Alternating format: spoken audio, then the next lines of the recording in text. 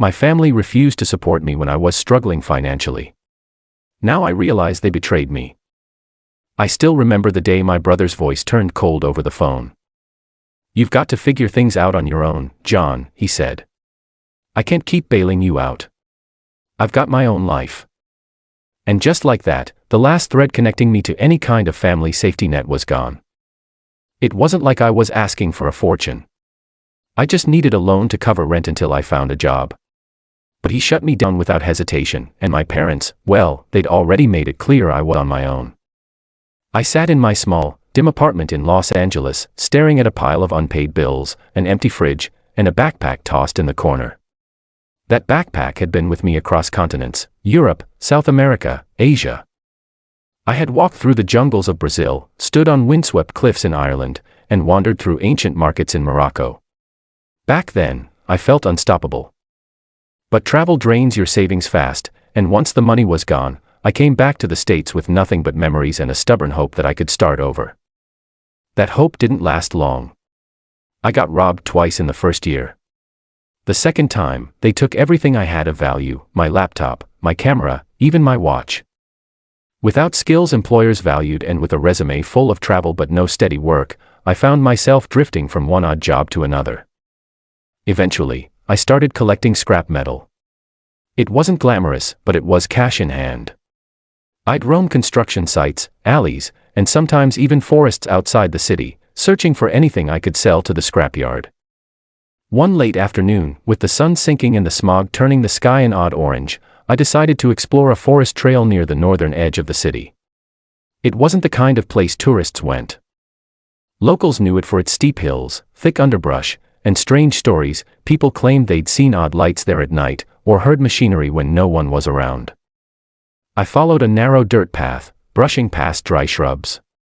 The city noise faded until all I heard was the rustle of leaves. I was just thinking about turning back when I saw it, a dark opening in the hillside, half hidden by vines and fallen branches. At first, I thought it was just a shallow recess, but when I stepped closer, I realized it was a cave. The air inside was cool and damp. My phone's flashlight cut through the darkness, revealing glittering mineral veins in the rock walls. I ran my fingers along the stone, feeling rough quartz and flecks of something metallic. Then I spotted it, a small wooden chest, barely visible in a shadowed corner. The hinges were rusted, the wood dark with age. My pulse quickened. I pulled it toward me, half expecting it to be locked, but the lid lifted easily with a groan. Inside was nothing. Just empty wood, smelling faintly of dust and damp earth. I stared for a moment, then laughed under my breath. "Figures," I muttered.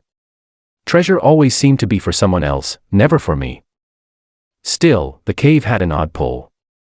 I wandered deeper, finding old metal fragments, nails, rusted hinges, a broken lantern. Someone had been here long before me, maybe prospecting. I shoved the pieces into my backpack. By the time I stepped back outside, the sun was low, staining the trees gold. As I made my way downhill, I noticed something half buried in the dirt, a large dark glass bottle, dusty and sealed with a corroded cap. It felt heavy. When I cracked the cap slightly and took a cautious sniff, the sharp, earthy scent told me exactly what it was: crude oil. Oil in a forest near Los Angeles. My mind spun. If there was oil here, someone owned it, or would want to. I took my pickaxe and began digging nearby, just in case. The soil was stubborn, and sweat soon soaked my shirt. But then, with a sharp clang, I hit something solid. I chipped away at it and found a chunk of dull gray metal, zinc. Not exactly gold, but valuable enough if I could find more. I looked around at the darkening forest, weighing my options. Leave and come back tomorrow, or keep searching now.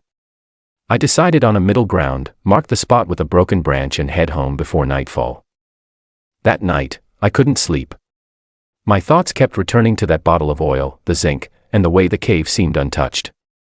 I imagined what might be deeper inside, more minerals, maybe even hidden stashes left decades ago. The next morning, I packed my gear and returned. But when I reached the cave, something was wrong. The vines that had partly covered the entrance were torn aside, and faint boot prints dotted the dirt. Someone else had been here. Inside, a faint beam of light flickered ahead. I killed my phone flashlight and crouched low, moving silently. Around a bend, I saw them, 2 men in dusty work clothes, prying at the walls with crowbars. They spoke in low Spanish, cursing as rocks tumbled down. I didn't understand every word, but I caught enough. Veins, sell fast, no one will find out. I backed out slowly, my heart hammering. Whoever they were, they knew about the minerals, and they weren't working legally. For the next week, I avoided the cave, collecting scrap elsewhere. But the thought of what I'd seen gnawed at me. I started researching the land records at the public library. It turned out the forest technically belonged to the county, but with budget cuts, no one monitored it closely. I went back one early morning before sunrise. The cave was empty, but the men had left fresh tool marks and piles of loose rock. Digging in a different corner, I found more zinc, small bits of copper, and what looked like an old, corroded pipe, maybe from long-forgotten drilling. As I packed my finds, I heard a twig snap outside. I froze. Then a voice, "You shouldn't be here." It was one of the men from before, his face shadowed by a cap.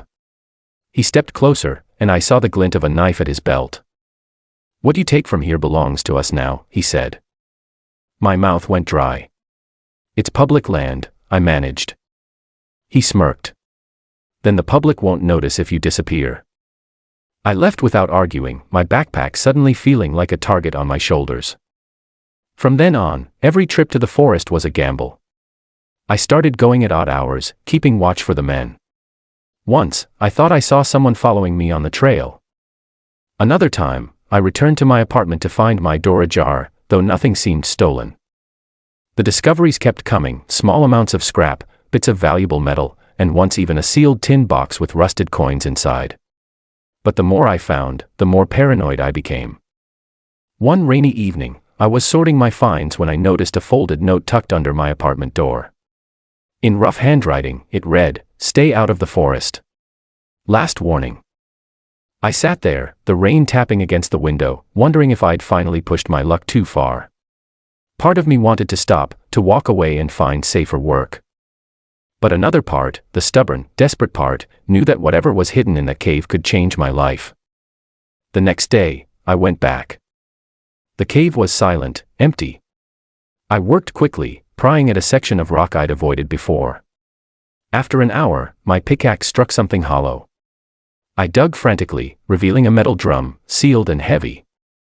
I pulled it free and saw faded stenciled letters, "Petroleum." I didn't have time to open it. Footsteps echoed from deeper in the cave. And that's where I'll leave it.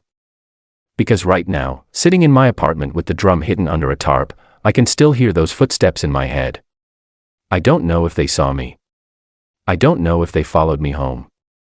But I know one thing, whatever's in that cave is worth enough to kill for. And I'm not sure if I'm ready to walk away.